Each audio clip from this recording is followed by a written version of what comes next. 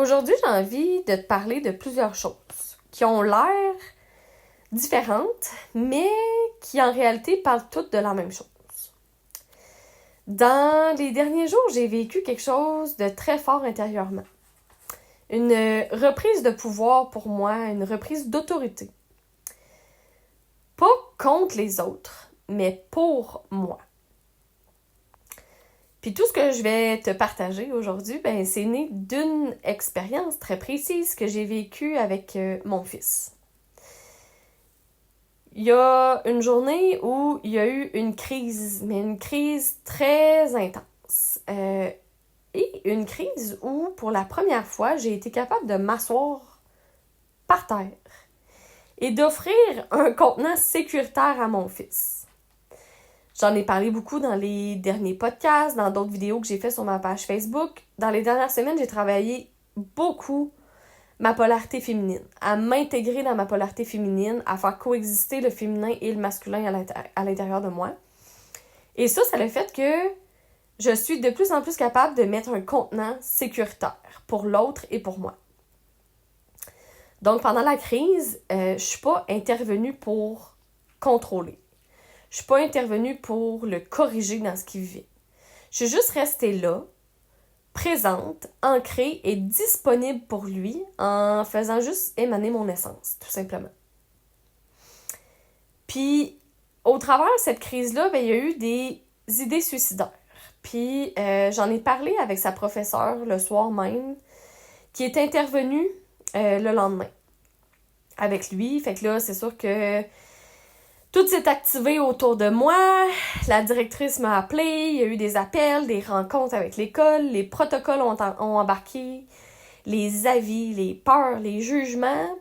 Parfois très subtils, mais parfois très clairs aussi. On m'a laissé entendre que peut-être que c'était de ma faute. Peut-être que j'avais pas bien géré la crise avec lui, que c'était pas de la bonne façon, que j'aurais dû faire autrement, que ce que j'avais fait était peut-être pas correct, entre guillemets. Les gens sont très bons pour donner des conseils, pour projeter leur réalité, leur vérité, leur cadre. Puis c'est à ce moment-là que je me suis retrouvée face à quelque chose d'ancien pour moi qui était ancré, le réflexe de douter de moi-même, de me remettre en question, de me condamner avant même que les autres le fassent. Puis je réalise à quel point pendant longtemps j'ai laissé les autres définir ce qui était bon pour moi, ce qui était acceptable, logique ou correct pour moi. Puis pendant longtemps, j'ai essayé d'entrer là-dedans, de me justifier, de me défendre. Mais là, je vois qu'il y a vraiment quelque chose qui a changé à l'intérieur de moi, au travers de mon processus des derniers mois, des dernières années. Je me suis mise à m'auto-valider dans ce que je fais, dans ce que je ressens, dans ce que je vis. Parce que je le sais au plus profond de moi que j'ai fait exactement ce qu'il fallait pour Jake à ce moment-là. J'ai intervenu quand il a parlé d'idées suicidaires, quand il a sorti un couteau. Pour sa sécurité et pour ma sécurité. J'ai pas agi dans la violence, j'ai agi dans un cadre sécuritaire, tout simplement en posant des limites fermes et c'est tout. Fait que je l'ai senti dans mon corps, je l'ai senti dans son corps aussi, j'ai senti dans l'espace que ça a créé entre nous. Et j'ai senti très clairement que il n'y a plus personne qui va me rentrer dans une petite boîte, il n'y a plus personne qui va me condamner. Puis cette auto-validation-là, elle n'est pas juste mentale, elle est très corporelle, très énergétique. Plus je me contiens, plus je peux laisser circuler l'énergie. Puis là, quand je dis se contenir, c'est pas se réprimer. C'est pas s'éteindre, c'est pas comme de garder ses émotions à l'intérieur puis de juste réprimer ce qui est là. Mais c'est s'offrir un contenant sécuritaire.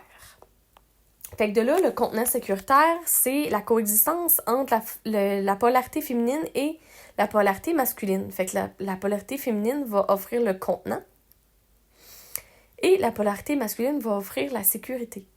Donc, on offre un espace sécuritaire.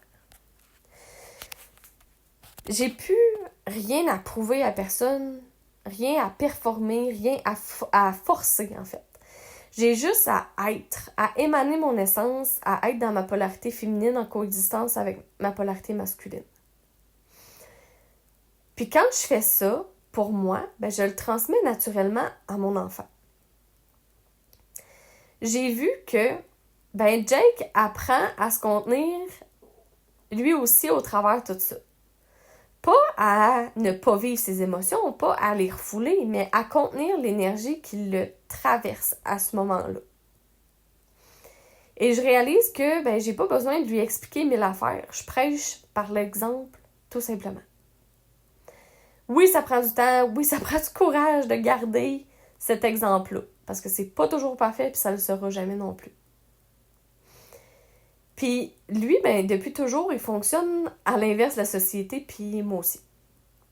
La société nous dit « apprends d'abord et expérimente ensuite ». Fait que tu sais, on nous envoie à l'école pour apprendre des choses, apprendre des théories, apprendre ce qui est dans les livres, pour ensuite vivre l'expérience. Mais moi et mon fils, on fait l'inverse.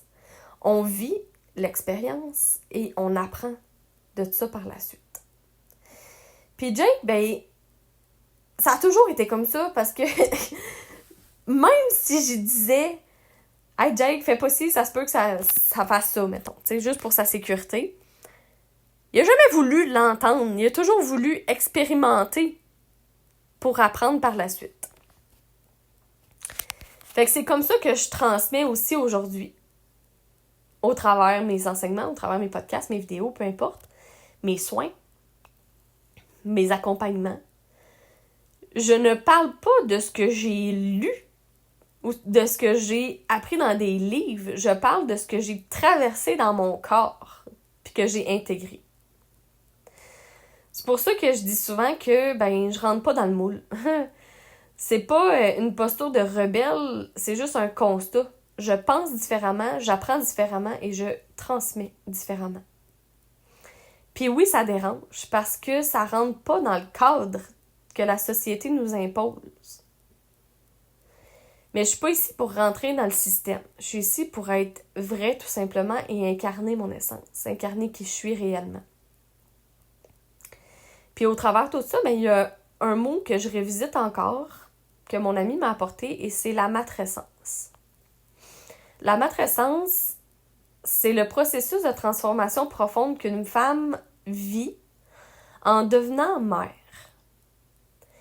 C'est pas juste un rôle, c'est comme une métaphore identitaire, émotionnelle, corporelle et spirituelle. Puis honnêtement, je sais que je l'ai pas encore complètement intégré, je comprends pas tout ce qui est là, mais je continue à apprendre puis à me transformer au travers de ma maternité avec Jake. Depuis le début. Fait que Jake, il est là pour m'apprendre. C'est confrontant, là, c'est tellement confrontant, c'est difficile, c'est douloureux, mais c'est très initiatique. Je fais mon chemin avec lui par l'expérience, encore et encore et encore. Et il y a une chose que je sais profondément, c'est qu'en vivant une expérience, on peut choisir autre chose. On n'est pas prisonnière de ce qu'on a vécu, on n'est pas coincé dans une identité fixe. On est ici pour choisir consciemment, pour choisir différemment. Et non, c'est pas vrai qu'on n'a pas le choix. On a toujours le choix de changer de direction, le choix de dire non. Le choix de dire ça, ça me convient plus, fait que je vais choisir d'autres choses. L'expérience, ça emprisonne pas, ça éveille. Et si je pouvais résumer tout ça en une phrase, ça serait celle-ci. Quand tu redeviens souveraine de ton expérience, tu redeviens souveraine de ta vie. T'as pas besoin que quelqu'un valide ton ressenti. T'as pas besoin d'entrer dans une boîte. T'as pas besoin d'apprendre comment être. Tu peux juste vivre, ressentir et choisir pour toi.